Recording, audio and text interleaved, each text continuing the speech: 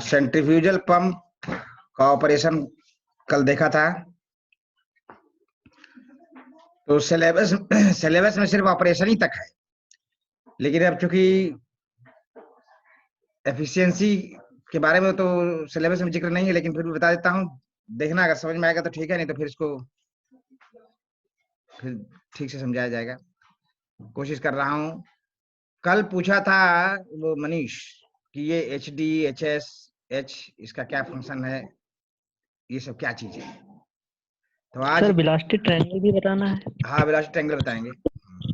अच्छा, वो बता दिया हूँ, लेकिन बता फिर से दोबारा बताएंगे। हाँ यस सर, समझा दीजिए। हाँ हाँ, तो पहले ये देखो, उसके बाद वेलोसिटी ट्रायंगल बताते हैं।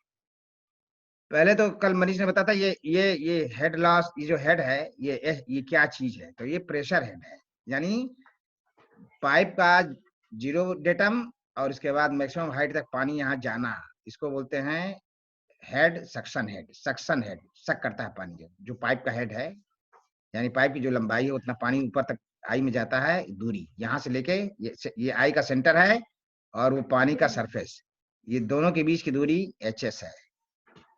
हेड, सक्शन हेड बोलते हैं इसको। और फिर इसके बाद जब पानी यहाँ जाता है और इम्पेलर फेंकने के बाद पानी को हम डिलीवरी ट्यूब से बाहर निकालते हैं, तो ये हो गया डिलीवरी हेड। और टोटल दोनों को मिला के ये हो गया तुम्हारा टोटल हेड। इसको बोलते हैं स्टैटिक हेड या टोटल हेड, ऐसे ही बोल सकते हैं। यहाँ हमने फॉर्मूला में लिखा, देखो, सक्शन हेड, डिलीवरी हेड और स्टैटिक हेड। स्टैटिक हेड होता है ये सक्शन हेड, ये HS जो है, स्मॉल HS सक्शन हेड है, और ये डिलीवरी हेड। अब एक और है मोनोमेट्रिक हेड। मेन्यूमेट्रिक हेड ना, मेन्यूमेट्रिक हेड। ये हेड जैसे पंप, अब ये जो इम्पेलर पानी को कितनी ऊंचाई तक उठाएगा, अगर मैक्सिमम ऊंचाई तक उठाएगा तो वो उसकी एफिशिएंसी हुई। लेकिन कुछ पंप जो है 100% एफिशिएंट होता नहीं है, कुछ लॉसेस होते हैं, हेड लॉस उनको बोलते हैं, उनको माइनस कर दिया जाए तो उतनी दूरी तक पंप पानी को उठाएगा, that is called manometric head. यानी कैपेसिटी या pump up to which the pump deliver water at certain height, ये मैन्योमेट्रिक हेड है, तीसरा हेड। और ये मैनोमेट्री हेड का फॉर्मूला है maximum capacity of the impeller minus loss of head. अब ये लॉस हेड कौन कौन से हैं, इसको देख लो।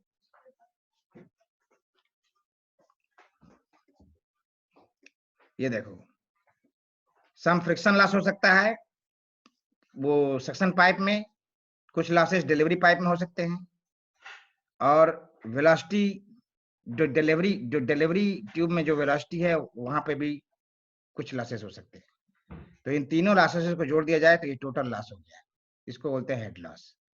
इसको HM में से माइनस कर दोगे, मैक्सिमम कैपेसिटी में से माइनस कर दोगे तो ये HM निकलेगा, that is work done up to which the pump can deliver.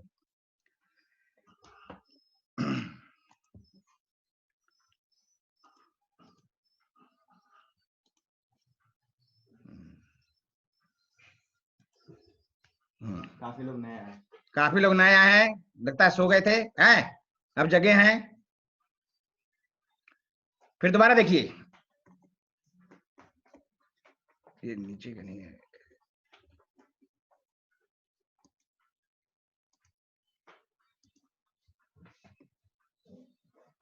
फिर दोबारा देखिए, ये पंप है, पंप का डायग्राम यहाँ पर बहुत अच्छा नहीं बना है, अपना पुराना वाला पंप दिखेगा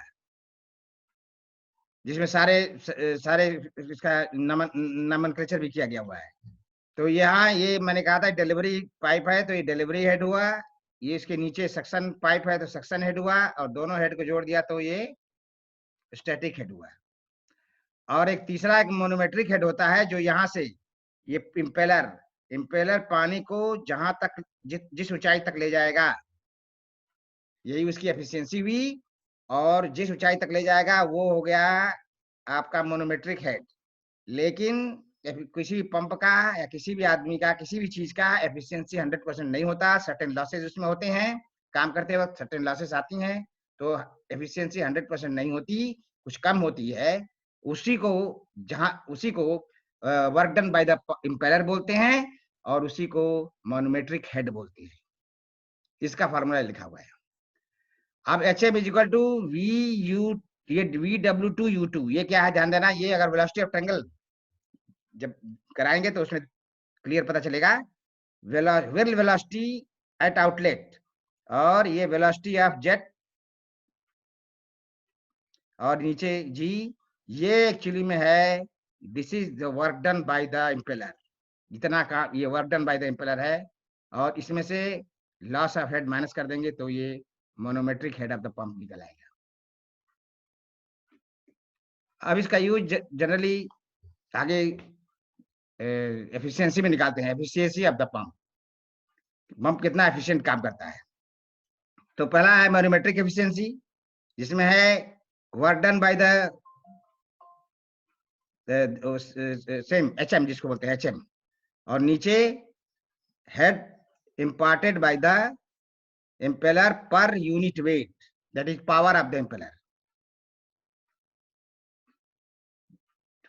Next पेज करो।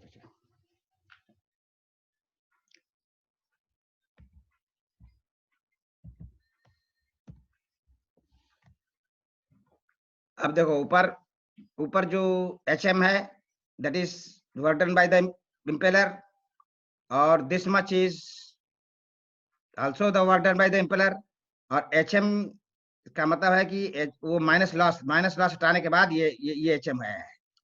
तो इसको सॉल्व किया गया तो ये आ गया GHM upon VW2U2, that is manometric efficiency. और दूसरा है mechanical efficiency. Mechanical efficiency is equal to work done by the shaft of the power, work done यानी power of the impeller upon power of the shaft. तो shaft का power दिया रहेगा, power of the impeller निकालेंगे। Power of the impeller होता है ये जो मैन्योमेट्रिक जो ये work done by the impeller है उसको W से मल्टीप्लाई कर देंगे, क्योंकि ये पर यूनिट वेट है। ये टोटल ये जो हिस्सा है पर यूनिट वेट है, इसमें वेट से मल्टीप्लाई कर देंगे तो पूरे वेट, पानी का वेट का ये पावर निकल आएगा और इसको शाफ्ट ऑफ पावर से डिवाइड कर देंगे, 1000 से मल्टीप्लाई कर देंगे तो ये मैकेनिकल एफिशिएंसी किलोवाट में निकल आएगी। 1000 से डिवाइड किया गया है किलोवाट में निकालने के लिए। ये इसको शाफ्ट ऑफ पावर दिया रहेगा, इसका वैल्यू हम नहीं लिख रहे हैं क्योंकि ये ऑलरेडी ये क्वेश्चन में दिया रहेगा। फिर ओवरऑल एफिशिएंसी, मैकेनिकल एफिशिएंसी और HM, जो मैकेनिकल एफिशिएंसी और एफिशिएंसी ऑफ द मैन्योमेट्रिक एफिशिएंसी, ये दोनों को मल्टीप्लाई कर दोगे तो ये ओवरऑल एफिशिएंसी निकल आएगी और इसका फार्मूला है WHM upon 1000 into shaft power. ये कोर्स में नहीं लिखा हुआ है, मतलब सिलेबस में नहीं है। सिलेबस में सिर्फ दिया हुआ है, सिलेबस में दिया हुआ है सेंट्रीफ्यूगल पंप ऑपरेशन, मतलब उस तीनों हम पंप और ऑपरेशन दिया, खाली ऑपरेशन कैसे काम करता है। लेकिन अब चूंकि एफिशिएंसी इसमें हो सकता है न्यूमेरिकल छोटा मोटा है, एक आध दो दे दे, तो ये तीनों एफिशिएंसी के फार्मूले याद रहने चाहिए तो न्यूमेरिकल इस पर आ जाएगा, डेरिवेशन नहीं आएगा। पहले आता था, पहले जब कुछ लंबा कोर्स था इसमें सब कुछ दिया था तो आता था। तो ये एहतियात के तौर पर फार्मूले याद रखना, हो सकता है छोटा मोटा न्यूमेरिकल आ जाए, वरना ये कोर्स में शायद नहीं है। तो इसमें कोई भी डेरिवेशन नहीं आएंगे? इसमें ये अभी जितना भी बताया कोई डेरिवेशन नहीं आएगा, क्योंकि ये जो सिलेबस है, सिलेबस में लिखा है positive displacement pump, reciprocating pump, centrifugal pump operation. Yes sir, working और प्रिंसिपल वगैरह। वर्किंग और प्रिंसिपल और डायग्राम सुंदर सा बना के पॉइंट में लिख देना है, बहुत अच्छा है, बहुत। Yes sir. वो याद रहेगा, जैसे समझा रहा हूँ उसको दिमाग में रखे रहोगे तो याद नहीं करना पड़ेगा, लैंग्वेज याद नहीं करनी पड़ेगी, बाकी सब जैसी मर्जी तुम्हारी है। अब वेलोसिटी ऑफ ट्रायंगल देखो, वो दो वेलोसिटी ऑफ ट्रायंगल है, पंप का भी है और उसका क्या कहते हैं टरबाइन का। तो वेलोसिटी ऑफ ट्रायंगल देखो, छोटू निकालो।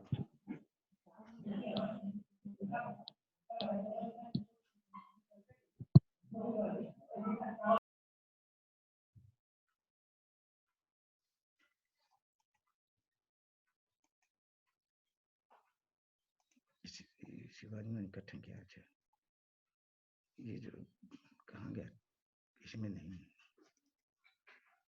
यहाँ ये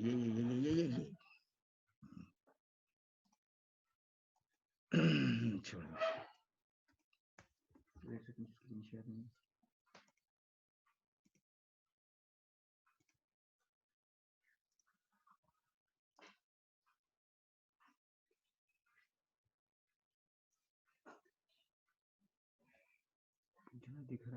दिख रहा है ये पेज दिख रहा है, पेज दिख रहा है। हाँ सर दिख रहा। नीचे करो, देखो वेलोसिटी ट्रायंगल, इसका नाम इसलिए दिया है ट्रायंगल के रूप में फ्लो। अब ये जो देख रहे हो ये पंखुड़ी है, पंखुड़ी।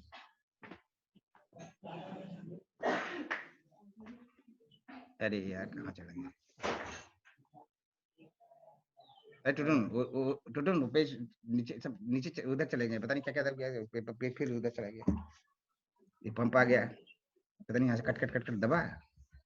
हाँ हाँ हाँ हाँ हाँ, इसी के आगे, बस बस बस बस।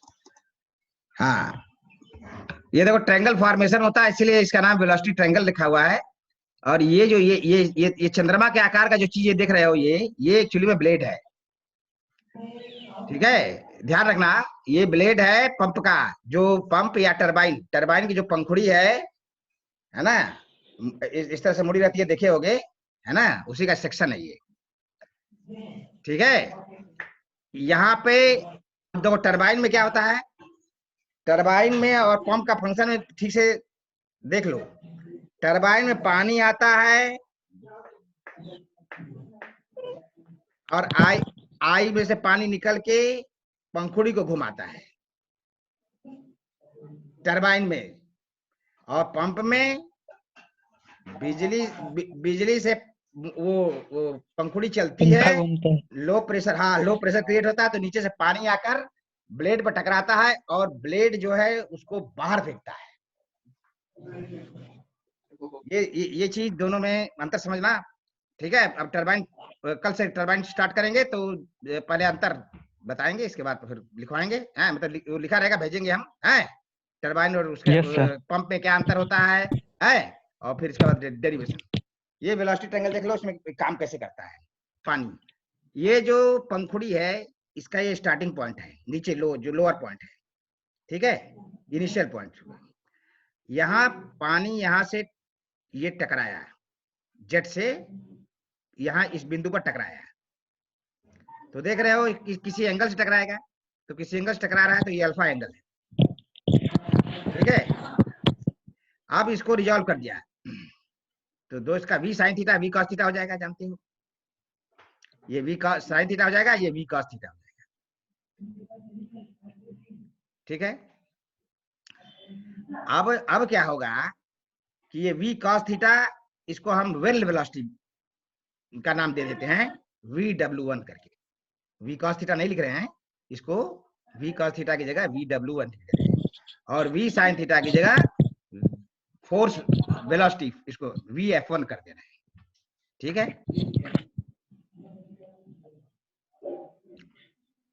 ठीक है। अब एक्चुअली में क्या होता है कि ये V1 वेलोसिटी से पानी तो हम जेट जो पर हिट किया, और इसके बाद ये इसका वेक्टर सम करोगे, ये वेक्टर सम करोगे, ये जो है ये U1 जो है, ये U वेलोसिटी है पंखुड़ी की भी, तो रिलेटिव वेलोसिटी जिसको कहते हैं VR1, एक रिलेटिव वेलोसिटी जब हमने लिखा कि भाई V वेलोसिटी से जेट चल रहा है, U वेलोसिटी से, ये देख रहे हो U वेलोसिटी से पंखुड़ी भी चल रही है, तो पानी और पंखुड़ी दोनों चल रहे हैं, तो एक रिलेटिव वेलोसिटी होगी ना, जिसे मैंने पहले उसमें मूवमेंट प्लेट के मूवमेंट वाले में बताया था, तो ये रिलेटिव वेलोसिटी से पानी जाएगा, ना कि v1 वेलोसिटी से पानी जाएगा, यानी v माइनस यू जिसको कहते हैं। तो ये एक जो है रिलेटिव वेलोसिटी, ये तीसरा जो लाइन है ये vr1, इसको relative velocity at initial point बोलते हैं। ठीक है, इतना हिस्सा समझ में आ गया, इतना हिस्सा समझ में आ गया।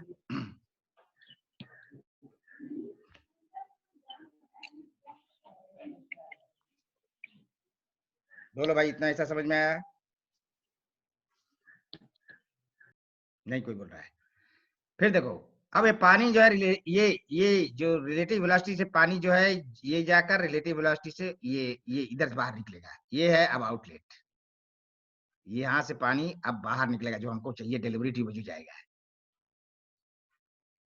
ये हो गया Vr2, अब ये हो गया V2, और ये हो गया Vf2।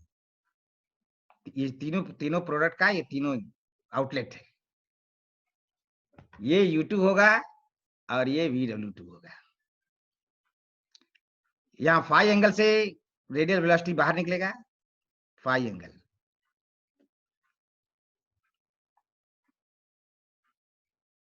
तो फोर्स, अब इम्पल्स मोमेंटम इक्वेशन से हम जब करेंगे तो देखो यहाँ F is equal to mass into velocity, ये मोमेंटम इक्वेशन हो गया। मास अपॉन सेकंड को रो वी अपॉन सेकंड करते हैं, ये आपका रो क्यू हो गया, फिर रो ए भी हो गया, और इधर जो है initial velocity VW1, wheel velocity हमेशा लेंगे VW1, और उधर ऊपर है और VW2, क्योंकि माइनस साइन है, VW2 का डायरेक्शन इधर है और VW1 पॉजिटिव ही है। पुट कर देंगे और सब निकाल देंगे तो फोर्स निकल आएगा, और फोर्स निकल जाएगा यू से मल्टीप्लाई करोगे तो वर्क डन निकल आएगा। और यही वर्क डन एफिशिएंसी में VW2U2 के रूप में इस्तेमाल हुआ है।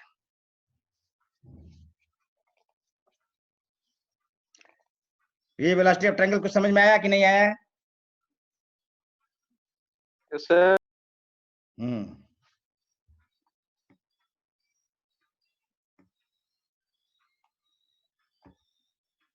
बोलो, नेट नहीं चल रहा क्या ठीक से? अच्छा,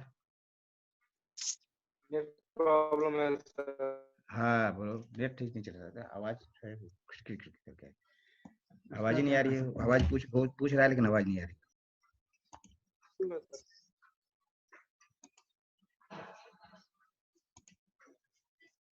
ठीक है सर, आया समझ में। ठीक है यस सर जी। तो ये आपका कंप्लीट हुआ यूनिट नंबर 4। ठीक है,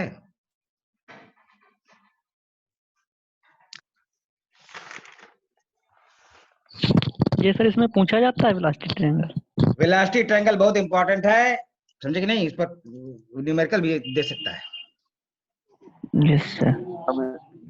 न्यूमेरिकल कम आता है सर, ये डेरिवेशन और ये पूछता है। अरे तो फर्स्ट क्लास छाप देना, और क्या है? जी।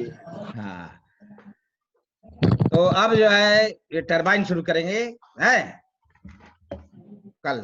ठीक है, इसके बाद न्यूमेरिकल किया जाएगा। इस पर जो छोटे छोटे 2-4 न्यूमेरिकल कर लिया जाएगा, वेलोसिटी ट्रायंगल पर भी कर लिया जाएगा, क्या दिक्कत है? पावर एफिशिएंसी पर कर लिया जाएगा। जी जी। है ठीक है, okay, thank you. Thank you sir.